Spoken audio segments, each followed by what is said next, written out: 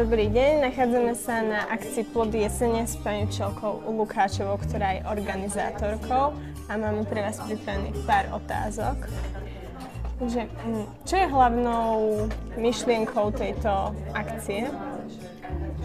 Ďakujem za slovo. Táto akcia Plody jesene má svoju tradíciu na našej škole už niekoľko rokov a cieľom je prezentácia jednotlivých štúdijných a učebných odborov, ktoré na škole máme, a tiež chceme prezentovať zručnosti, ktoré sa žiaci na jednotlivých odboroch môžu naučiť.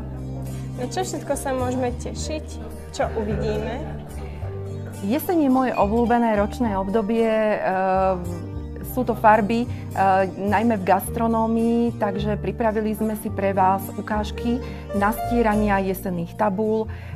Odborné učiteľky spolu s majstrami odborného výcviku si pre vás pripravili rôzne jesenné špeciality na sladko, na slano. Žiaci z odboru aranžér pripravili nádherné jesenné aranžmány. Ďakujeme vám za pekné uvítanie akcie. Ďakujem aj ja vám a tešíme sa na vašu účasť a na budúci školský rok na ďalší ročník.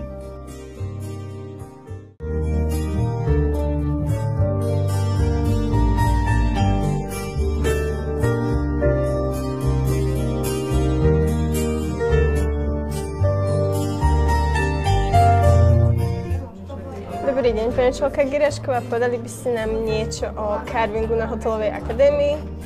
Dobrý deň, prajem. Tak ak chcete niečo vedieť ohľadom carvingu, tak toto napríklad vidíte v pozadí po mojej ľavej ruke žiakov, ktorí sú absolventi tohto carving kurzu.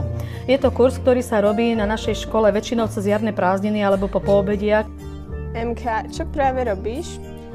Tak momentálne sa venujem takým zložitejším vzorom. Robím kvet do zemiaku, keďže sa s ním veľmi dobre pracuje.